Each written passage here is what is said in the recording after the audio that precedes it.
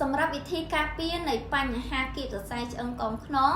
ក៏វាអាស្រ័យទៅលើមូលហេតុបង្កដូចគ្នាអញ្ចឹងវិធីការពារទី1ណាតើតងជាមួយអ្នកដែលគាត់មានបញ្ហាលើសគីឡូឬក៏ឡើងទម្ងន់ខ្លាំងពេកគួរតែសម្រក់ទម្ងន់ចោលទៅឬក៏កាត់បន្ថយការហូបអាហារណាដែលធ្វើឲ្យគាត់ឡើងគីឡូ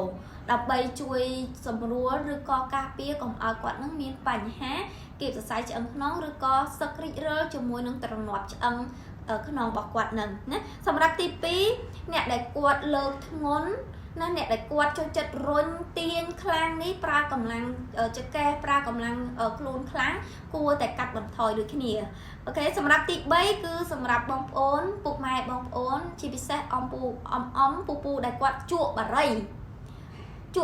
វាធ្វើឲ្យគាត់នឹងមានផលប៉ះពាល់នាំឲ្យគាត់នឹងមានបញ្ហាស្ងួតសន្លាក់ធ្វើឲ្យសរសៃឈាមនឹងរត់អត់បានល្អណាដឹកនាំសារធាតុចិញ្ចឹមទៅសន្លាក់ទៅសរសៃប្រសាទនឹងវាអត់បានល្អទេដូច្នេះពុកម៉ែបងប្អូនគួរតែកាត់បន្ថយការជក់បារីឬក៏ឈប់ជក់បារីអាចនឹងធ្វើឲ្យគាត់មានបញ្ហា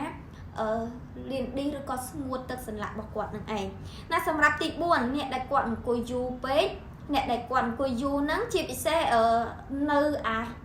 កម្លាំងរំកើឬក៏កម្លាំងរំញ័រនៅពេលដែលពុកម៉ែបងប្អូនជិះឡានបើកឡានអង្គុយយូរឬក៏អង្គុយយូរនេះក៏ជាបញ្ហាមួយដែលធ្វើឲ្យពុកម៉ែបងប្អូនប្រឈមជាមួយនឹងបញ្ហាគៀបសរសៃឆ្អឹងចង្កេះខ្នងនេះដែរណាសម្រាប់ទី5អសកម្មភាពនេះបានន័យថាគាត់អត់ធ្លាប់ធ្វើចលនាសោះអត់ធ្លាប់ហាត់ប្រាណអត់ដែលធ្វើចលនាឬក៏មិនសូវមានសកម្មភាពមិនសូវមានចលនាអាចនឹងធ្វើឲ្យគាត់មានបញ្ហាទាំងអស់នេះដែរហើយក៏អាចនឹងអ្នកដែលគាត់មានបញ្ហាជំងឺផ្សេងតើតមួយជំងឺរបេងគឺជាជំងឺមួយដែលប៉ះពាល់ខ្លាំងទៅលើបញ្ហានេះដូច្នេះគួរតែជ្រើសរើសវិធីនៃការព្យាបាលឲ្យបានល្អឲ្យបានត្រឹមត្រូវផងដែរប្រសិនបើពុកម៉ែបងប្អូនមានបញ្ហាឈឺតាមសាច់ដុំឈឺតាមសន្លាក់គួរតែពិគ្រោះសុខភាពជាមួយនឹងអ្នកជំនាញឲ្យបានត្រឹមត្រូវឬក៏បងប្អូនជ្រើសរើសជាមួយនឹងឱសថដើម្បីដោះស្រាយបញ្ហាសុខភាពឲ្យមានប្រសិទ្ធភាពផងដែរក្នុងថ្ងៃនេះខ្ញុំចង់ណែនាំជូនអំពីឱសថបំពេញសុខភាពពិហោដែលវាជួយបានរាល់បញ្ហាស្ពឹកដៃស្ពឹកជើងកាហាយបាតដៃកាហាយបាតជើងឈឺតាមសាច់ដុំឧស្សាហ៍រមូលក្រពើបញ្ហារលាកសំទោសរលាកឆ្អឹងខ្ចីសន្លាក់ឬក៏បញ្ហាលៀននេះ